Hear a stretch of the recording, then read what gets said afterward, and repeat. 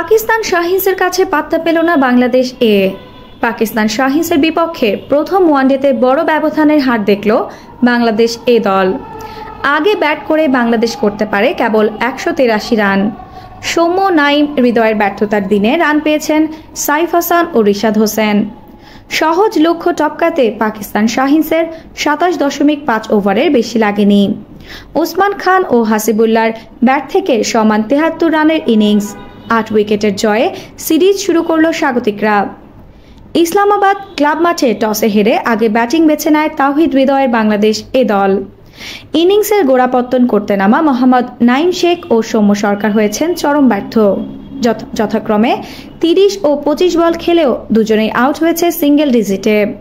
২৫ বলে ৯ করা সৌম্য আব্বাস আফ্রিদির বলে ইনসাইড এজে হারান স্ট্যাম্প।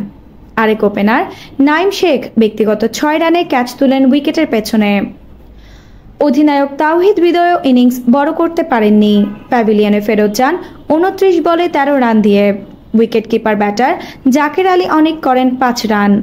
মোসাদ্দেক হোসেন সৈকত ১ রানের বেশি পাননি, তবে একটি ছক্কা এবং ১০টি চারে ৪৭ বলে ৫৮ রান করেছেন সাইফ হাসান। ৩-এ নামা সাইফই এদিন দলের পক্ষে সর্বোচ্চ রান ইনিংস খেলেন। মাঝে ৭৩ বলে ১২ রানের ইনিংসে থামেন শেখ মেহেদী হাসান। শেষ দিকে অবশ্য ক্যামিও ইনিংস খেলে দলকে লড়াকু সংগ্রহ এনে দেন রিশাদ হোসেন। ৪-৪ ও ২ ছক্কায় রিশাদের ব্যাট থেকে আসে ৪০ রান। নিয়মিত বিরতিতে উইকেট হারানো বাংলাদেশ শেষ পর্যন্ত গুটিয়ে যায় ১৮৩ রানে। খেলতে পারেনি ৩৬ ওভারের বেশি।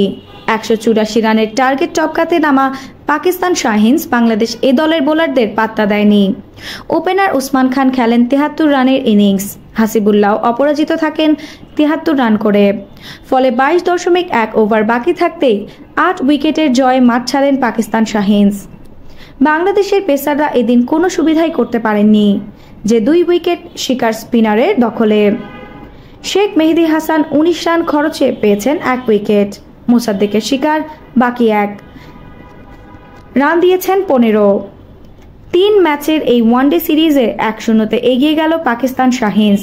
আগামী ২৮ অগস্ট সিরিজের দ্বিতীয় ওয়ানডে ইসলামাবাদ ক্লাব গ্রাউন্ডে। আফসানা নওরিন, বাংলা স্পোর্টস।